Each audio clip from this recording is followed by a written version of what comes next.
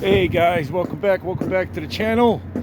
This is good doing a little bit of a different one today because what are we doing? Well, with Chicago's preparations for St. Paddy's Day, the annual painting of the river has occurred already. So they did it this weekend. You guys can see Rio Verde.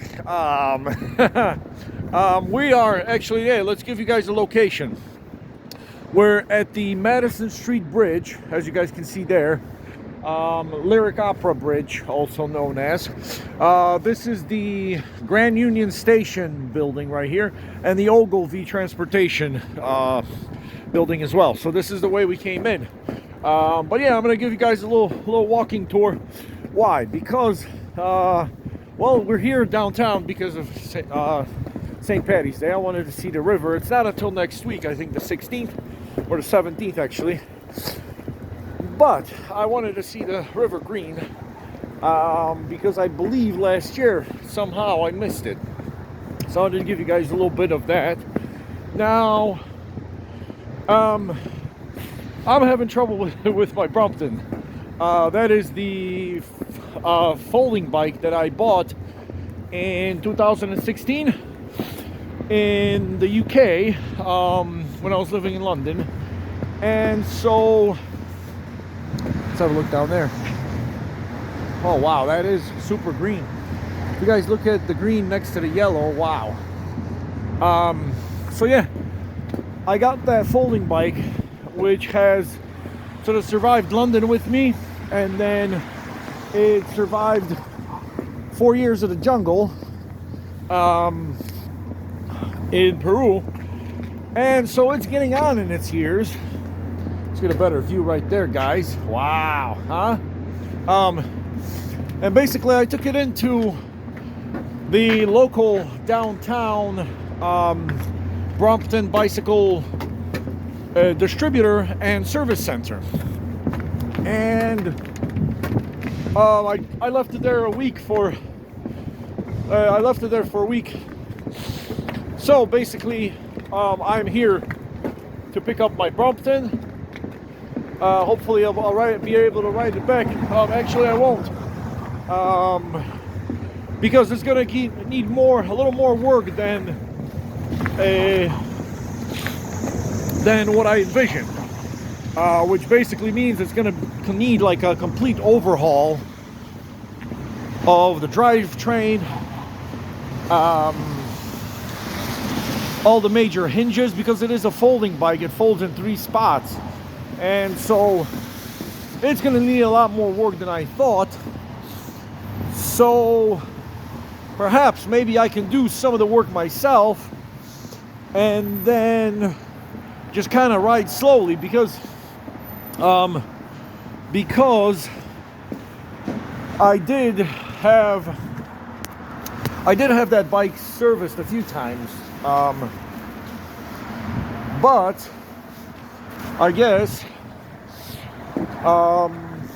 well, I guess, you know, 7 years going on 8 years, even though it is a good quality bike, I think I paid around 1,100 pounds for it, which in American terms will be something to the effect of $1,600. So it's not the most expensive bike, it's not the cheapest bike, but yeah, maybe it's time to give it a little bit of an overhaul. So, you know, without boring you guys too much, the bike started skipping when I put on a new chain on it. So I think as per the bike shop's recommendation, they said if you're not going to overhaul everything now, because it's going to take some time and it's going to be pretty costly. It's going to cost about a third of what the entire bike cost. So, you know, I got to think about that. But basically, to get things going again, I'm just going to have to replace the crank and then the back cogs, which I can do myself. and maybe a set of new screws and things like that. So yeah, so here we are, guys, downtown. I'm walking down Monroe, and we are about to hit Franklin. And basically, yeah, I wanted to see the river green, so we saw that, and just take a real nice walk downtown.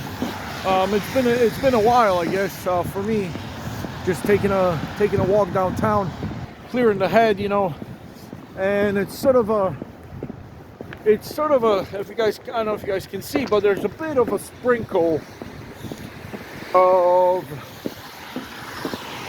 like a light flurry snow. You know, the temperature's hovering around 34, 35. So none of the snow is settling. But here we are. We're just approaching Wells. And basically, if I take Wells left, we're going to start getting closer and closer to the bike shop. I was going to take an Uber, but man, it's too nice of a day. And I want to check out the town a little bit on this very beautiful Sunday morning. So yeah, Monroe and Wells. So Wells happens to be one of those streets where you guys can see the L go right up above you, because otherwise the Chicago L is like below ground, or there's only like a couple streets that actually have this above ground bridge, which is Wells and Lake Street, that great street. So yeah, we've now turned down Wells. You guys can see the bridge behind us. And yeah, Sunday mornings, it shouldn't be too dangerous, but you know, in Chicago there's been a lot of street side jacking. You know, I don't know if they're gonna jack a guy walking and filming, but there's been some jackings for expensive cars. So you got to always sort of be aware of your surroundings.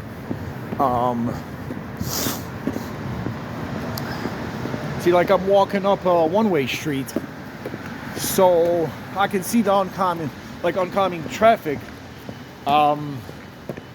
That way, if somebody was to pull up and try something, I have to, you know, I have some time to react.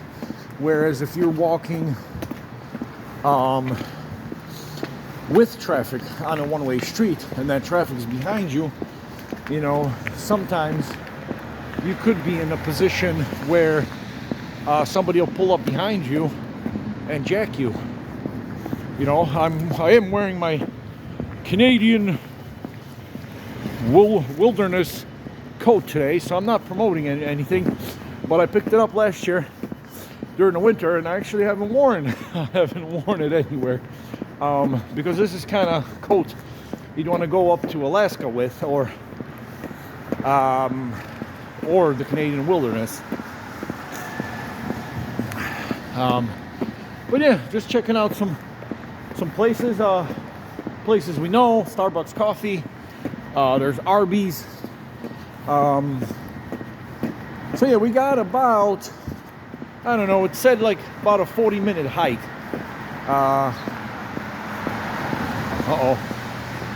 These might be some gang signs, guys. So beware when you're in a neighborhood and you see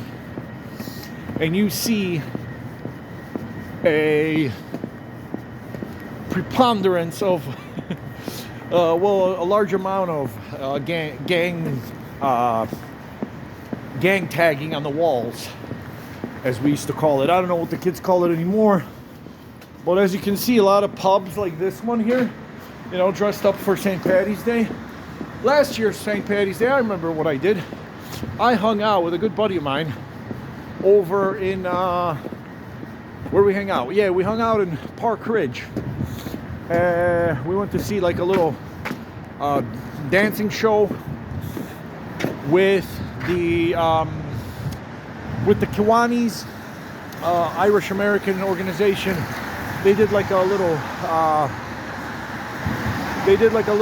Irish tap dancing, or what is step dancing show at one of the pubs that I used to frequent last year. And yeah, guys, it is like, I don't know, it is probably like 10:30-ish. So maybe we're gonna go find a pub that's gonna open at 11. They might actually be opening up a little bit earlier because it's St. Patty, like it's sort of St. Patty's Day celebratory weekend.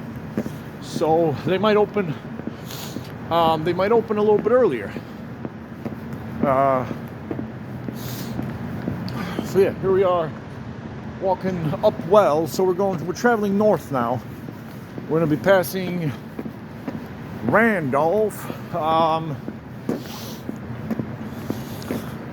So yeah, I don't know like that name Randolph, who that's named after.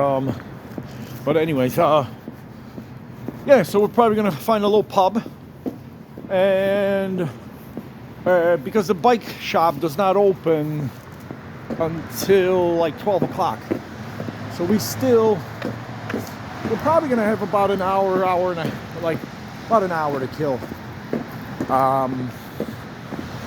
But actually, we're going to be passing the north branch of the Chicago River momentarily. So maybe we'll take a look. We'll go walk along the river there, and kind of do a little detour.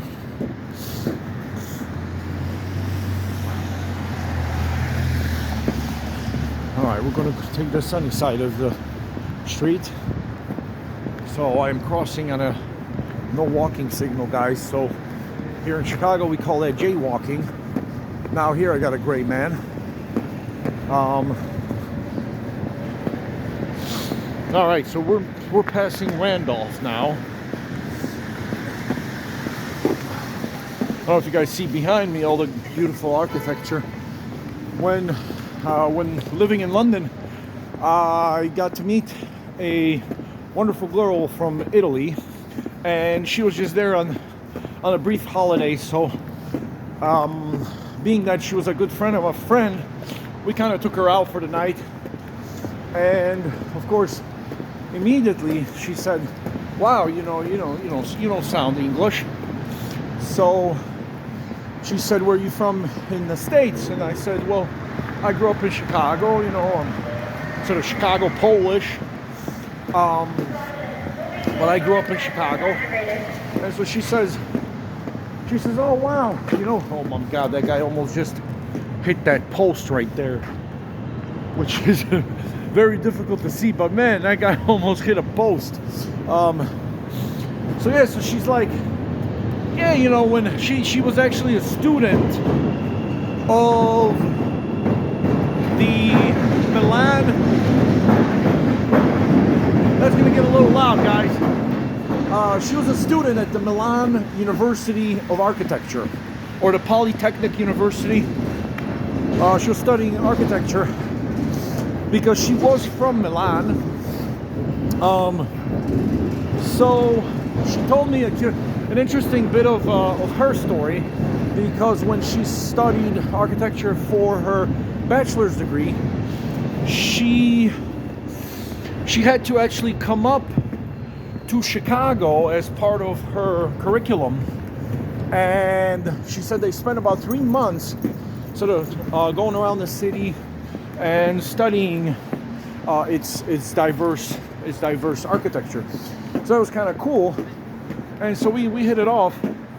We hit it off right away. And so when she went back to Milan, she said, hey, one day I hope I can kind of host you and take you around my city. So what happened was a friend of mine and I, we were both, of course, supporting the wonderful football club of Arsenal, London. And it happened that AC Milan played Arsenal at the San Siro in Milan. So I thought it would be a perfect opportunity to jump on board, because I told my friend, I said, hey man, let's go see the game first and foremost. And then I said, I got a friend there who is like sort of volunteering to, you know, host us and take us around. We stayed in a hotel. We didn't stay at her place, but she did make good on her promise. She came around one night. She had a car, and so she took us to some really trendy, amazing places, amazing trendy places of Milan. The sort of places that you wouldn't see as a tourist, you know, because it's like out and about in the city. And you know, one of the things, like, she picked us up at about 5 or 6 p.m. and so we still had a decent amount of daylight. So she kind of took me around, not only downtown Milan, which is very small, by the way, and you don't ever want to be. She told me an interesting thing about visiting Milan. She said the entire city of Milan closes down in the month of September. So if you want to go visit Milan, do not go in the month of September, because everything's closed. Everybody's gone out of the city on vacation, because that's their vacation month. But yeah, like, she took us to places where we saw a lot of awesome architecture, and she said it was sort of off the beaten path, because no tourist would ever kind of have the time to go do that, or probably have the knowledge without a local tour guide that would take you there. So anyways, guys, here we are. We're on the north branch of the river, and that kind of winds itself back into the lake. An interesting piece of history, I don't know if you guys maybe recall me saying, is that you see how now the river, it flows that way, away from the lake. But back in the day, like over 100-something years ago, the Chicago River used to flow into the lake. And because the Chicago River was connected to the Mississippi River, it was draining the sediments of millions and millions of years, which basically was like a lot of oil and tar and various other very dark sediments. And what it was doing, it was polluting the lake. It was making the lake black. So the fine engineers of the city of Chicago, what they decided to do was reverse the flow of the river, and that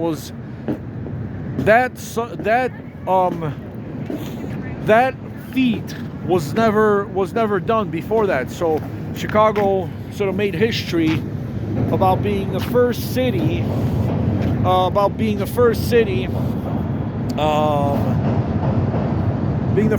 to reverse the flow of like a major river. So here we go. Like, what more do you want? You got the L coming up on the bridge. You got the green water for St. Patrick's Day. You got the river walk starting there. So guys, when you're here, this here is LaSalle Street. This kind of starts the river walk. Actually, you can go down to the river walk from any of the overpasses. And if you guys remember, we took some rides down there last year when I first got back home. But yeah, the clocks on this fine tower here. I don't know what this tower's name is, but the clocks on this fine tower are indicating 10:31. Hence, we're still a bit early. We are still a bit early for the bike shop, actually, but we're gonna make our way down there because, like I said, it's probably about 22 blocks. So here we go, Chicago River Walk. Enter here. So when you guys are here, you're at LaSalle and Wacker Drive, and this sort of like starts the official Chicago River Walk. But unofficially, like I said, you guys can go down to it on the sort of south side of the river, because as you guys can see, on the north side of the river, they don't have the same options, but they do have a lot of restaurants on this side, and bars and pubs. So as you walk down left and right, you're gonna find, I mean, there is a bit of a walking surface there, but then at certain points in between certain bridges, it actually cuts off. So then you gotta like go back. You kind of got to go back on yourself, which may not be the most pleasant thing. Yeah, see, like, if you guys can see down there, right down there, bunch of restaurants, bunch of pubs and things. So here we are, William Hale Thompson, Mayor. Some kind of an old plaque. But guys, yeah, we're gonna walk down. We're gonna keep walking ahead of us, because basically we gotta get to Division and Wells, or North. It's between North Avenue and Division on Wells. So we're one street over from Wells now that we kind of showed you guys